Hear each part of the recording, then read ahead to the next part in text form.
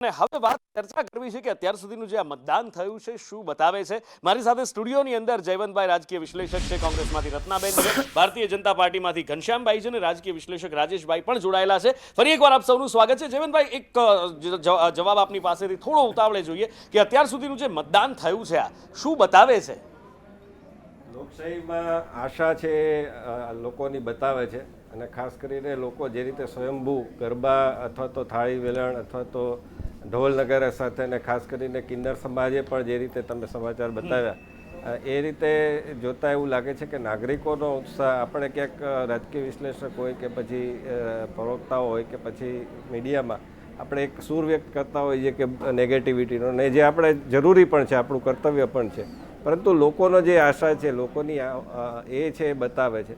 અને એક બધા સામૂહિક રીતે જઈ રીતે જઈ રહ્યા છે। વડાપ્રધાને પણ આ પ્રકારની અપીલ કરી હતી। અને એટલે જયવંતભાઈ, કદાચ અત્યારે એ નક્કી કરવું અઘરું હોય કે કઈ બાજુ ટ્રેન્ડ જતો દેખાય છે, શું દેખાય છે, પણ અત્યાર સુધીનું જે મતદાન થયું છે, જે 20-22% મતદાન 2.5-3 કલાકની અંદર, શું લાગે છે આ મતદાન અત્યારે કઈ તરફ જતું દેખાય છે? વધારે, ઓછું, આ બાજુ, કઈ બાજુ?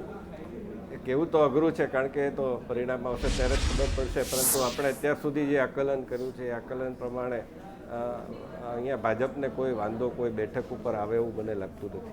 બિલકુલ ઘનશ્યામભાઈ, મતદારોની અંદર ઉત્સાહ તો દેખાઈ રહ્યો છે, અને ઉત્સાહની સાથે સાથે એક વસ્તુ આ વખતે એ પણ જોવા મળી છે કે કંઈક અવનવા રંગરૂપ સાથે લોકો જઈ રહ્યા છે મતદાન કરવા માટે। ક્યાંક સનાતન સંસ્કૃતિની વાત થઈ રહી છે તો ક્યાંક પરિવર્તનની પણ વાત થઈ રહી છે। સમગ્ર રાષ્ટ્ર અને વિશ્વની જેની ઉપર નજર છે એ આ દુનિયાની સૌથી મોટી લોકશાહી, અને એના મતદારોને હું 100 સલામ કરું છું। ગરમી છે અને છતાં ભારે લાઈનો લાગી છે મત આપવા માટેની, એટલે પ્રથમ હું આ દેશના મતદાતાઓ, આ દેશના રાજકીય પક્ષો અને આ દેશના ચૂંટણી કમિશન જેમને લોકોને મત આપવા પ્રેરવા માટે જે લોકોને જાગૃત કર્યા, એ બદલ હું સૌનો ખૂબ ખૂબ તમારી આ પ્રતિષ્ઠિત ચેનલથી આભાર માનું છું, બધાને નમન કરું છું। રત્નાબેન, જે નૈશદભાઈ હમણાં આવ્યા હતા, 50%થી વધારે કોંગ્રેસને પણ નહીં મળે, 50% સીટો ભારતીય જનતા પાર્ટીને મળશે, આશાવાદ વ્યક્ત કર્યો છે, કેટલા એમની સાથે તમે? હું તો 100% એમની સાથે જ છું, કારણ કે જે રીતે અત્યારે લોકસભાની ચૂંટણી ગુજરાતમાં લડાઈ ગઈ છે, આજ સુધી તમે જોયું છે કે ગુજરાતના ઇતિહાસમાં અને ભાજપના ઇતિહાસમાં એક વખત જે નિર્ણય થઈ ગયો એ ફાઇનલ, પરંતુ તમે જોયું કે 2 સીટો ઉપરથી 2 ઉમેદવારોએ પોતપોતાના જે ઉમેદવારી પત્ર હતા પાછા આપી દીધા, ટિકિટ પાછા આપી દીધી। તો એનાથી દેખાઈ આવે છે કે અંદર ખૂબ જ ઘર્ષણ છે, અંદર એ લોકોની અંદર ફૂટફાટ આવી ગઈ છે। પહેલાંની જે પરિસ્થિતિ હતી 2014 અને 2019ની, એ પરિસ્થિતિ હવે ક્યાંય દેખાતી નથી, અને મતદારો જે છે એ પરિવર્તન માંગી રહ્યા છે, કારણ કે 2014માં નરેન્દ્ર મોદી સાહેબને દિલ્હીમાં મોકલ્યા હતા એ સમજીને વિચારીને કે એ જો ગુજરાતમાંથી દિલ્હી જશે તો ગુજરાતને કંઈક ફાયદો થશે, પરંતુ એના ઉલટ ગુજરાતને તો કંઈ ફાયદો થયો નથી।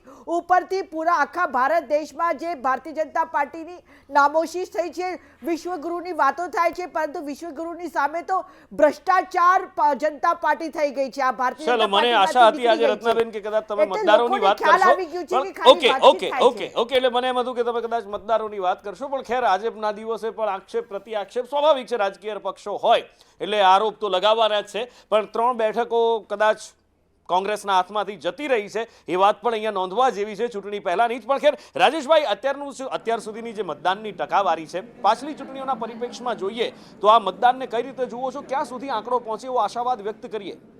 જો નુપુરભાઈ, 1 વાગ્યા સુધીમાં લગભગ 35-40% મતદાન થવું જોઈએ, તો આપણે ગઈ વખતનો જે આંકડો હતો 63% ત્યાં સુધી પહોંચી શકીએ। અને ગયા વખતના આંકડાને આપણે જો વિશ્લેષણ કરીએ તો એમાં પણ કચ્છ, બારડોલી, વલસાડ, ભરૂચ, જે આદિવાસી બેલ્ટ છે અને નોર્થ ગુજરાત છે, એનું વોટિંગ સૌથી વધારે હતું, અને એના કારણે 63%ની એવરેજ સુધી આપણે પહોંચ્યા હતા।